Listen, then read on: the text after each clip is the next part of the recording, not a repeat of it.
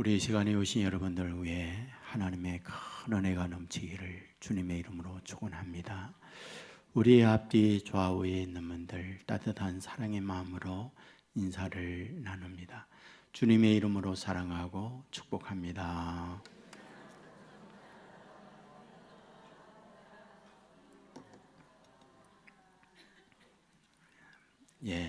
감사합니다.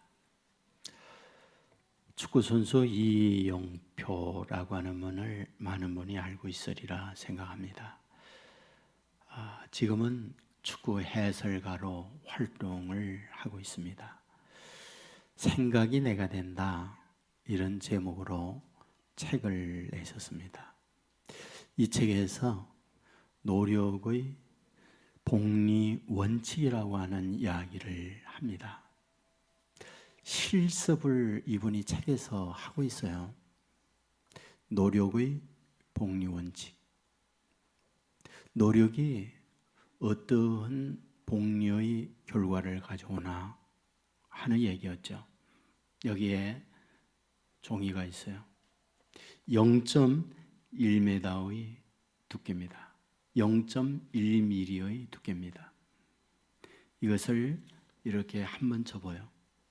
그러면 이 두께가 0.4mm가 됩니다. 이것을 또 두 번 접어요. 그러면 0.8mm가 돼요. 세 번을 접어요. 그러면 1.6mm가 돼요. 10번 접으면 얼마나 될까요? 모르죠. 10cm가 넘어요. 그것을 또 다시 10번 접으면 20번을 접는 거죠. 얼마나 될까요? 100m가 넘어요. 말이 안 되잖아요. 여기에 있는 24층 아파트가 60m가 될까 그 정도입니다.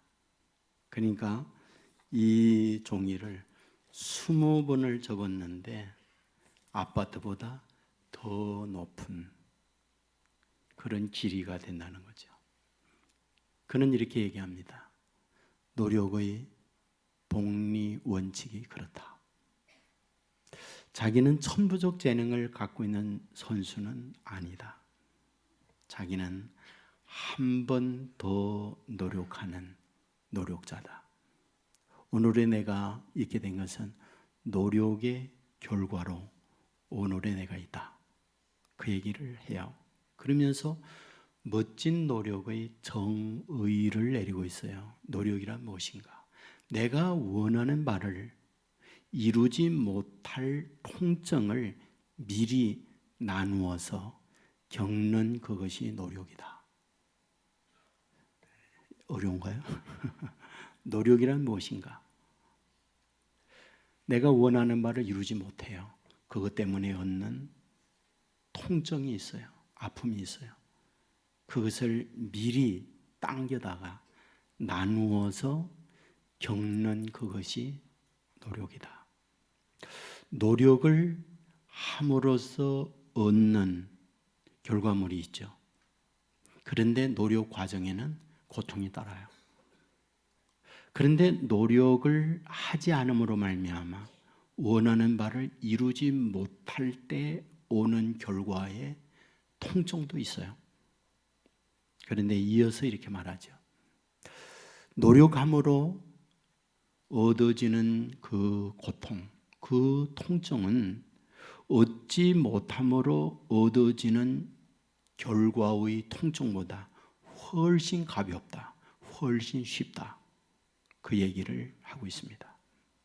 오늘 제가 그리고 여러분이 여기 있으면 과거의 결과물이에요. 어떤 이는 노력을 통해서 여러분의 기대보다 놀라운 결과물을 갖고 있는 분들이 있어요. 그것이 신분 상승일 수 있고 경제적 부를 얻을 수 있어요. 그런데 노력을 하지 않음으로 말미암아 얻지 못할 때 추락하거나 그 때문에 겪는 고통들도 우리에게는 분명히 있어요. 그러므로 이분은 이 책에서 정말 노력의 복리 원칙이다. 노력을 해야 한다. 이 부분을 강조하고 있는 걸 보게 됩니다. 그런데 저는 이렇게 묻고 싶어요.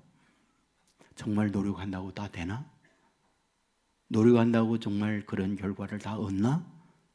라는 거죠. 그런데 노력을 했지만 나는 다른 사람보다 더 잠 못 잤고 더 열심히 했지만 결과는 더 나쁠 수도 있어요.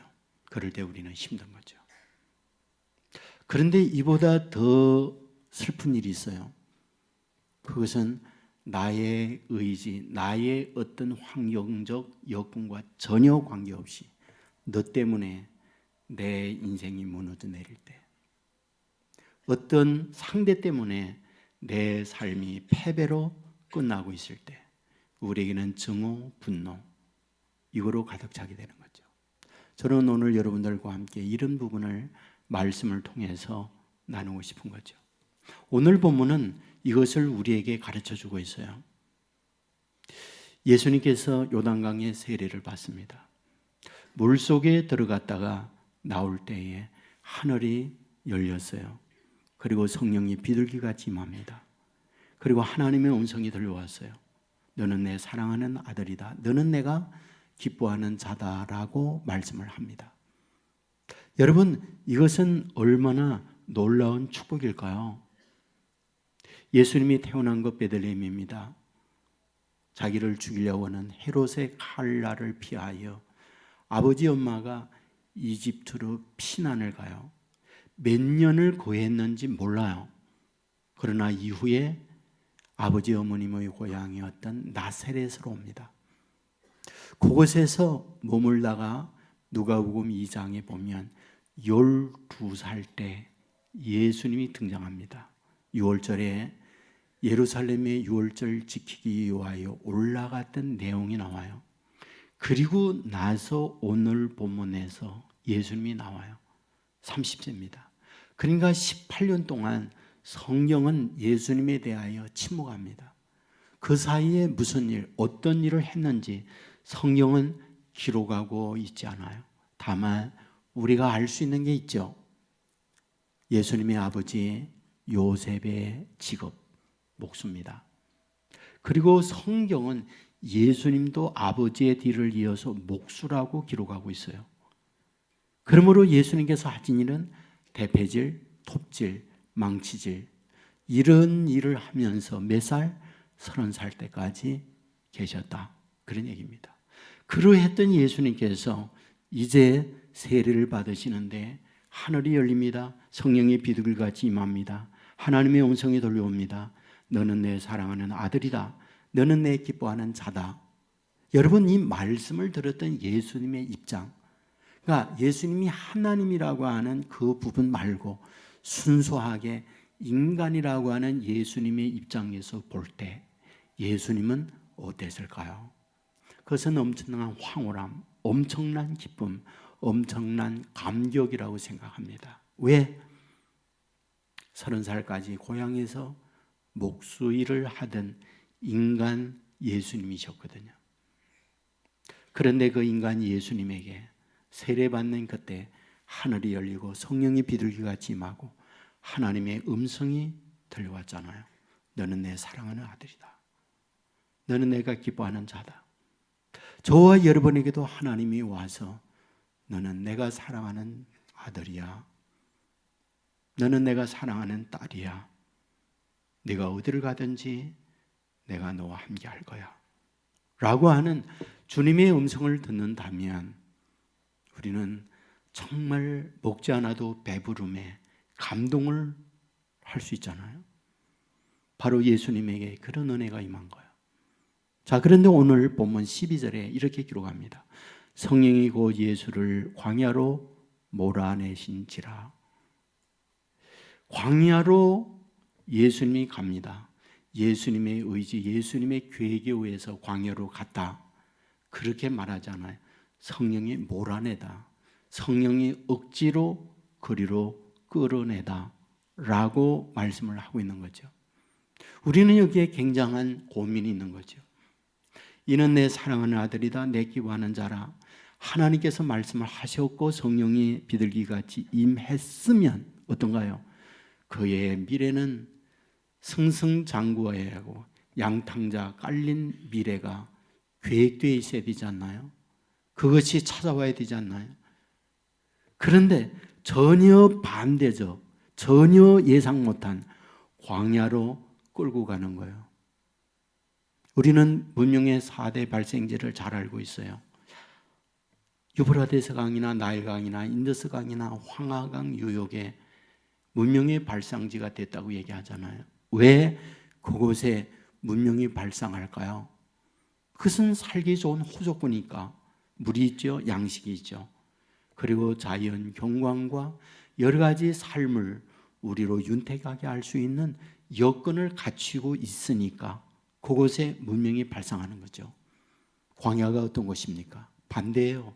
살 수 없는 곳, 물이 없어요. 나무가 없어요. 양식이 없어요.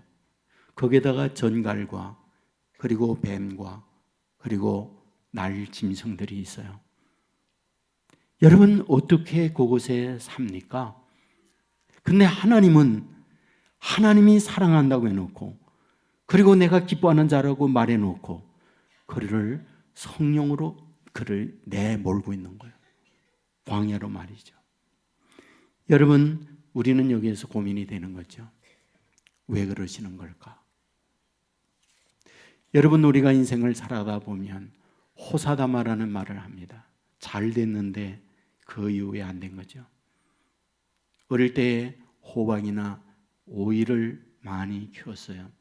어릴 때 가서 저 오이 크다 손가락질하면 어머니가 손을 탁 쳤어요. 왜냐하면 오이가 떨어진대요. 호박이 크다 손가락질하면 손을 딱 내리쳤어요. 호박이 떨어진다고. 호사다마라는 거죠. 잘된 것을 인정하고 그럴 때에 그것에 막아낀다는 우리의 의식이 있죠. 연지곤지가 무엇입니까? 여러분 세대각에 연지곤지를 찍습니다. 이유가 뭡니까? 세대에 막아끼지 못하고 막아끼지 못하게 하기 위하여 빨간 글을 칠하는 거예요. 빨간 글을 보면서 도망가라고. 예쁨을 표시하는 게 아니었어요. 말을 쫓는 것이 연지곤지였던 거죠. 오늘 우리의 의식 속에는 무엇이 있습니까? 잘 됐는데 그 이후에 어떤 위기, 어떤 실패, 어떤 어려움이 기다리고 있음에 대한 우리에게 두려움이 있어요. 어떤 분이 저에게 얘기합니다. 목사님 제 남편이 로또예요, 로또. 와, 대단합니다. 뭐가 대단해요? 맞지 않아도 그렇게 맞잖아요, 롯데처럼. 이렇게 얘기해요. 예, 행복을 위해서 가정을 이루었는데 안 맞아도 그렇게 안 맞아, 로또처럼. 여러분 우리가 살아가면서 너나 할 것 없이 그런 경험을 할 수 있잖아요. 자, 저는 이 시간에 여러분에게 드리고 싶은 부분이 있어요. 왜 하나님은 사랑하는 예수님을 성령으로 억지로 광야로 내몰고 있을까 하는 거죠. 대답은 사랑하기 때문에 그렇다는 거예요. 사랑하기 때문에 광야로 내몰고 있다는 거예요. 너는 내 사랑하는 아들이라. 그래서 광야로 억지로 내몰고 있는 거예요. 왜일까요? 사랑을 입은 하나님의 사람은 화초, 온실 속의 화초로 있는 걸 거부합니다. 온실 속의 화초로 지내는 걸 하나님은 용납하지 않아요. 정글에 보내는 것이 하나님이에요. 사막으로 보내는 것이 하나님이에요. 폭풍우 속으로 보내는 것이 하나님이에요. 누군가 친구에서 힘 있는 자와 동행해서 그것으로 보내는 게 아니라 혈혈단신 혼자 그곳으로 내몰고 있다는 것. 여러분 왜 하나님은 사랑할수록 그렇게 광야로 내몰까요? 그것은 세상 사는 것이 녹록하지 않으니까. 그것은 세상 사는 것이 호락호락하지 않으니까.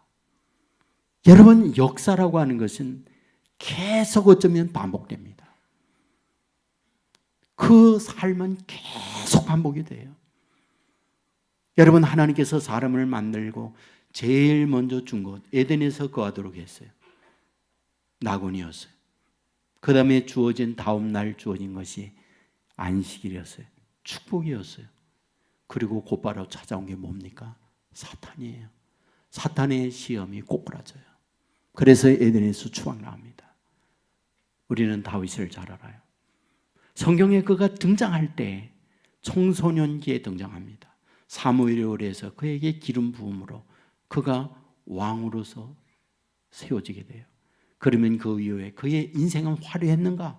그의 인생은 정말 축복된 미래였는가? 아니었잖아요.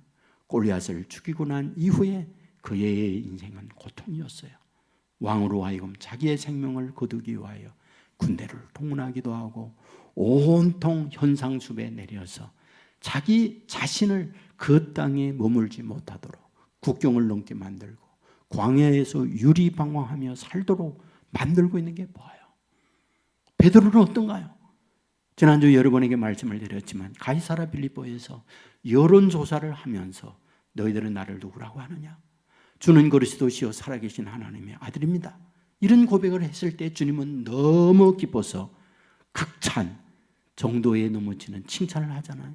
바요나 시몬아, 내가 복이 있구나. 이를 알게 한 이는 혈육이 아니요 하늘에 계신 내 아버지 신이라. 너를 이제는 베드로라 하리라.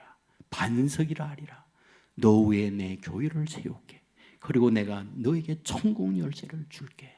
내가 땅에서 풀면 하늘에서도 풀고 땅에서 매면 하늘에서도 매인다. 이 얼마나 놀라운 축복의 말씀을 예수님에게 듣습니까? 그리고 난 이후 예수님은 꽁꽁 묻었던 비밀, 십자가의 죽으심을 공개합니다. 여러분, 이 십자가의 죽으심을 들었던 베드로 뭐라고 말합니까? 주여, 주께 이런 일이 결코 미치지 아니하리이다. 내가 그런 일을 막겠습니다. 라고 할 때 주님이 즉시 사탄아, 내 뒤로 물러가라. 너는 나를 넘어지게 하는 자로다. 너는 하나님의 일을 생각지 아니하고 사람의 일을 생각하는도다. 이렇게 말하고 있어요. 무슨 얘기입니까? 그렇게 잘된 베드로에게 곧바로 찾아온 것은 넘어짐이었다.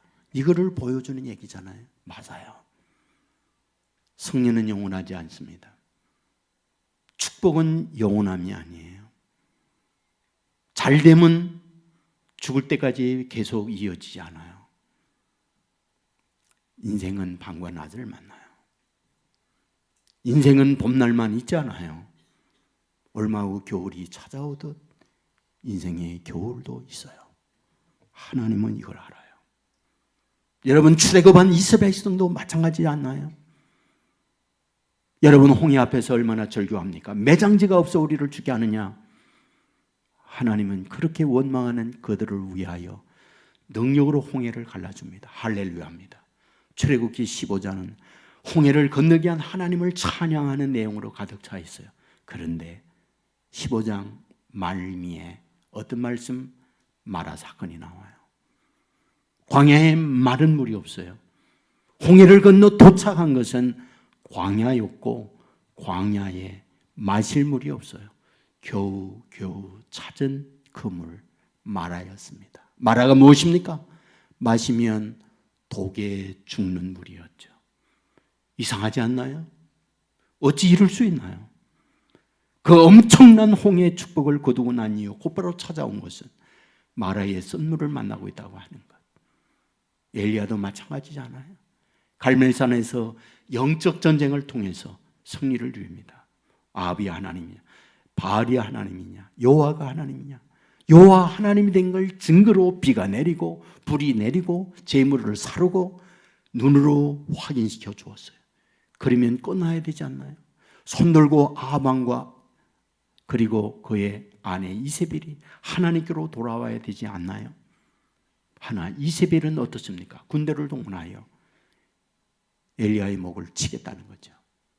엘리야는 도망갔어요.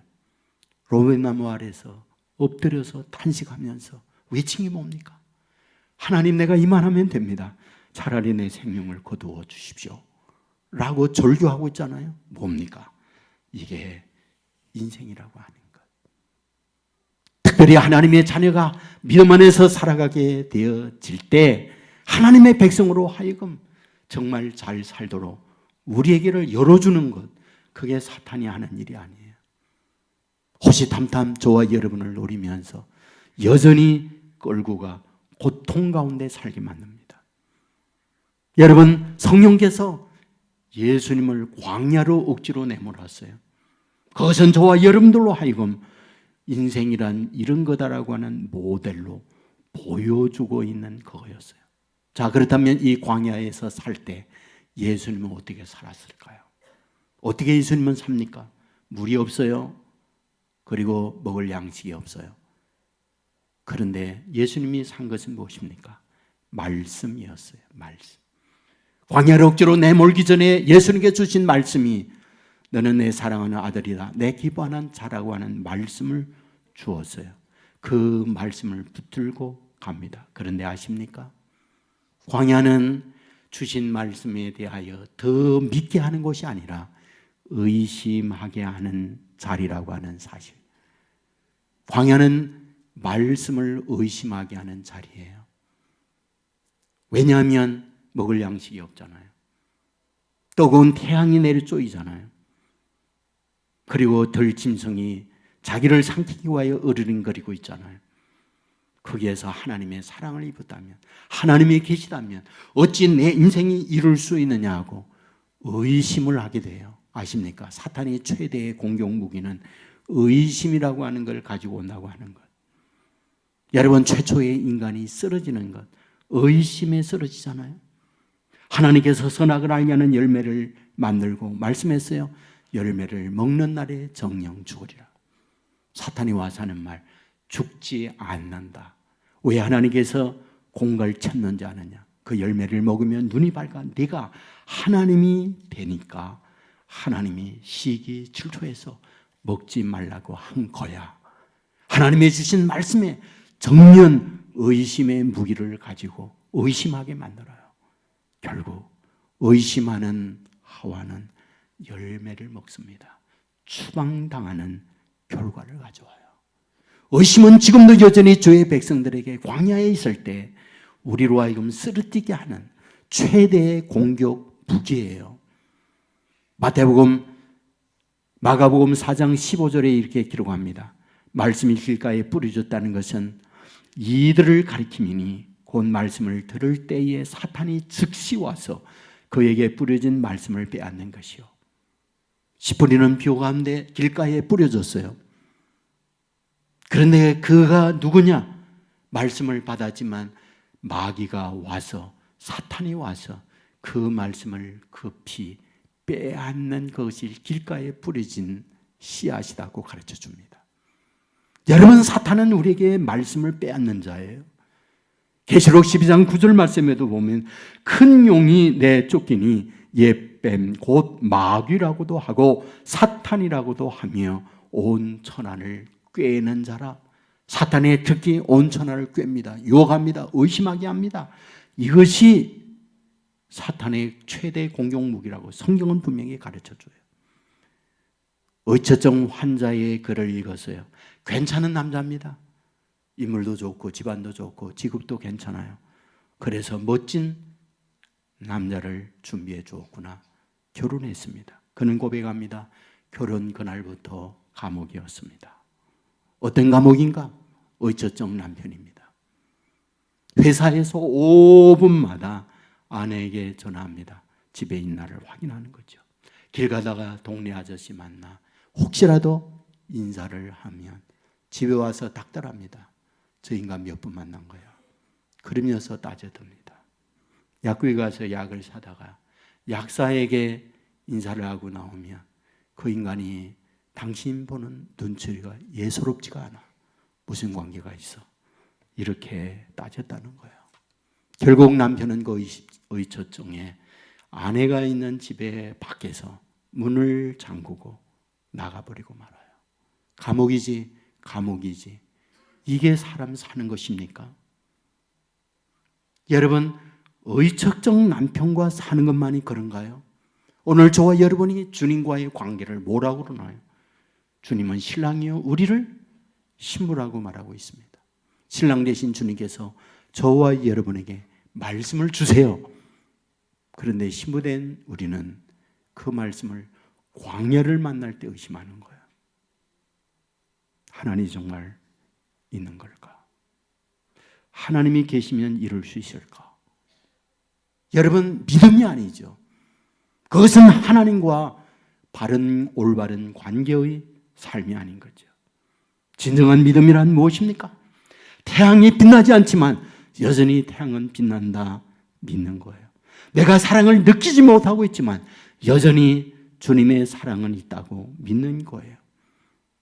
여전히 내 주에 하나님이 함께함을 느끼지 못하는 환경에 있지만 하나님은 여전히 계시다고 믿는 게 믿음이에요. 여러분, 내 인생이 광야에 내 몰림을 당하여 정말 우는 사자가 있고 날짐승이 나를 노리고 있는 그 처지에서도 여전히 여기에 주님이 나와 함께하고 있다. 이 믿음을 갖는 이것이 믿음이에요. 여러분, 주의 백성들에게 말씀을 주세요. 그 말씀을 아멘으로 믿는 그것이 진정한 믿음이라는 사실 믿으시기를 주의 이름으로 축원합니다. 여러분에게 말씀했습니다. 사탄의 최대의 무기는 의심이라고. 오늘 본문과 함께 쓰여져 있는 것이 마태복음 4장이에요. 여러분, 마태복음 4장은 사탄이 와서 예수님을 시험합니다. 광야에 있을 때 시험해요. 의심의 무기를 가지고 옵니다. 내가 만일 하나님의 아들이었던 이 돌들을 명하여 똑똑이가 되게 하라고 시험합니다. 내가 만일 하나님의 아들이었던 이 돌들을 명하여 똑똑이가 되게 하라. 무슨 말이에요? 너는 내 사랑하는 아들이라고 하는 하나님의 말씀에 대하여 정면 의심하게 하는 말씀이었어요. 지금 광야입니다. 하나님이 함께하고 있는 걸 느끼지 못하는 그런 비참한 형국에 놓여 있는 것이 예수님의 처지예요. 그러므로 충분히 정말 하나님이 나를 사랑하는 게 맞나 의심을 할 수 있는 그런 때예요. 그런데 예수님께서 그런 의심의 도구로 찾아오는 사탄의 시험에 어떻게 대응합니까? 우리가 잘 알고 있는 대로 사람이 떡으로만 사는 것이 아니요 하나님의 입으로 나오는 말씀으로 살 것이니라 이렇게 말씀합니다. 아십니까? 신명기 8장 3절의 말씀이라는 것. 아이러니하지 않나요? 하나님께서 주시는 말씀을 의심하도록 사탄이 시험에 올 때 그 의심하도록 오는 사탄을 물리치는 예수님의 도구가 또다시 성경, 또다시 말씀이었다라는 것. 여러분, 의심할 때 또다시 그 의심을 물리칠 수 있는 위대한 힘이 무엇이냐? 말씀이었다고 하는 것. 또다시 예수님은 신명기 8장 3절의 말씀을 가지고 물리치고 있어요. 맞습니다. 오늘 광야에 있을 때 정말 하나님이 있는가 의심스러운 그때 또다시 하나님을 붙들고 또다시 하나님을 의지하고 또다시 하나님의 말씀을 잡을 때 그 광야를 넉넉히 이길 수 있는 비결이라고 하는 사실 믿으시기를 주의 이름으로 축원합니다. 저는 어릴 때에 기억나는 게 잡기를 늘 많이 잘했던 것 같아요. 잡기. 바둑도 두어보고 장기도 두어보고 화투도 해보고 이런 잡기를 참 잘 좋아했던 것 같아요. 근데 저희 어머님은 화투하는 거에 대하여는 용납을 하지 않았어요. 근데 딱 걸렸어요. 화투하다가. 그러니까 이제 매를 들어서 이제 저를 때리는데 때리면 도망가면 되잖아요.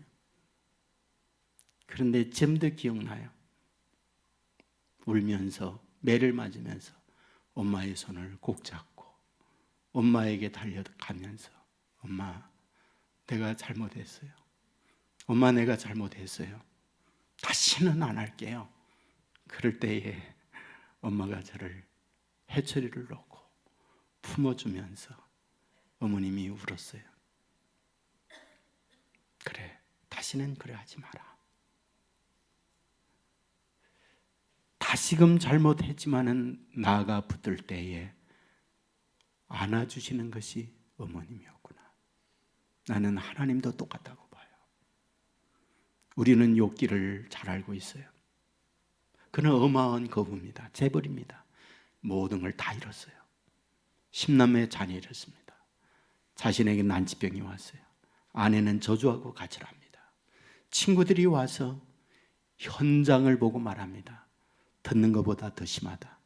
이거는 우연함이 아니라 벌받았다. 내가 알지 우리가 못하는 죄가 있어서 하나님이 벌을 준 거야. 견딜 수 없잖아요. 비참한 현실이잖아요. 그때 욥의 고백이 뭔가요?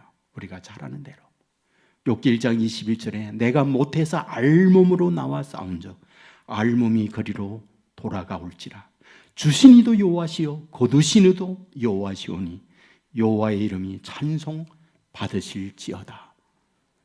정말 이런 비극에서 하나님에 대한 의심을 충분히 할 수 있잖아요. 하나님이 계시다면 어찌 이럴 수 있을까? 그런데 그는 하나님께 더 가까이 가는 거예요. 욥기 23장 10절에 보면 내가 가는 길을 그가 아시나니 그가 나를 단련한 후에는 내가 순금같이 나오리라. 정말 그 어떤 환경에도 비극의 처지에서 이제는 아무것도 없는, 이제는 끝장난 그 삶의 자리에서 그는 얘기해요. 하나님 나를 지금 단련하고 있다. 나는 분명 정금같이 나오리라고 나는 믿는다. 정말 하나님에 대한 믿음을 놓지 않았을 때 욥기 마지막에서 하나님의 말씀이 뭡니까? 처음보다 갑절의 복을 주고 있다. 이것이 우리를 향하여 말씀하고 있는 내용이 아닙니까?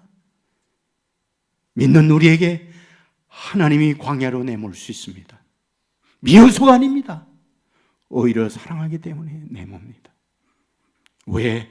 온실 속의 화초로 하나님의 자녀가 사는 걸 원치 않기 때문에. 그러나 우리는 몰라요. 너무나 힘이 드니까, 너무나 버거우니까, 너무나 모든 내 인생이 무너져 내렸으니까. 그런데 성경은 우리에게 뭘 말하고 있나요? 그때 이길 수 있는 건 말씀이다. 근데 그 말씀에 대하여 우리를 의심하게 사탄은 만들고 있다. 그런데 의심하는 그때 또 이길 수 있는 것은 무엇이다? 그것은 여전히 말씀이다. 여러분, 이와 같이 견뎌낼 수 있다고 한다면 우리에게 어마어마한 감동의 말씀이 기다리고 있잖아요. 13장 하절이었죠. 하반절. 들 짐승과 함께 계시니 천사들이 수종들더라. 천사들이 수종들더라. 광야입니다. 광야를 떠나서 하는 말이 아니에요. 들 짐승이 있습니다. 그 뒤에도 인간의 기준으로 보면 하나님이 나와 함께함을 느낄 수가 없어요. 근데 그 자리에 천사들이 수종들고 있더라는 거죠. 하나님이 함께하고 있더라는 것이죠. 성령께서 내몰면서 예수님만 내몬 것이 아니라 성령께서 함께 그 자리에 가 계셨다고 하는 걸 우리에게 말씀해 주고 있는 거잖아요. 여러분, 우리는 출애굽의 과정을 잘 알아요. 이스라엘 백성을 출애굽을 시킵니다. 그리고 홍해를 건너서 광야로 내몰았어요. 여러분, 내몰고 나서 성경은 어떻게 기록하는지 아십니까? 그들만 가라고 한 게 아니라 신명기 1장 30절에 보면 너희보다 먼저 가시는 너희의 하나님 여호와께서, 너희보다 먼저 가시는 하나님 여호와께서 이제도 너희를 위하여 싸우실 것이요. 광야로 내몰고 나서 하나님이 앞서갔었어요. 그들과 함께 가고 있던 거예요. 이사야 45장 2절에 보면 내가 너보다 앞서가서 험한 곳을 평탄하게 하시며 논문을 쳐서 부수며 쇠 빗장을 꺾고, 이것이 하나님을 믿고 하나님의 자녀로 부름을 받은 하나님의 자녀를 위하여 하나님이 하시는 일임을 우리에게 말씀하고 있는 거예요. 우리보다 앞서가시는 하나님, 이분을 믿으시기를 주님의 이름으로 축원합니다. 광야는 힘들어요. 살 수 없는 곳이에요. 그런 살 수 없는 환경뿐만이 아니라 사탄이 시험해 와요. 들 짐승이 나를 삼키려고 해요. 독사가 있습니다. 전갈이 기다리고 있어요. 인생의 모든 게 무너지는 환경이었어요. 믿음의 사람들에게 정말 하나님에 대한 의심 충분히 할 수 있잖아요. 하나님이 계시다면 어떻게 이룰 수 있을까? 이렇게 말해요. 그런데 그때 또다시 말씀으로 버텨나오고 있어요. 그런데 이런 마음을 가지고 있는 주님에게 성령께서 함께하고 있었어요. 천사들이 수종 들고 있었어요. 저와 여러분에게도 여전히 힘든 광야에 의심이 빗발치어 우리를 유혹하는 환경에 있으면서도 또 다시 그래도 말씀을 붙잡고 나간다면 하나님은 분명히 저와 여러분과 함께 하셔서 끝내 승리하는 하나님의 자녀 만든다고 하는 것 믿으시기를 주의 이름으로 축원합니다. 지난주에 제가 우리 고육자들하고 이제 백령도 갔다 온 이야기를 제가 드렸는데, 제가 이제 고향에 관한 이야기를 가끔 하잖아요. 그래서 우리 교육자들에게 얘기했어요. 이 바다에서 우리 동생이 수영하다가 떠내려간 자리라고, 여기라고. 그래서 어머님 아버지가 시체 찾기 위해서 바닷가를 다녔던 거리가 여기라고 얘기를 해주고, 이제 오는 마지막 날 부둣가에 있는 등대 뒤라고 하는 해안가가 있어요.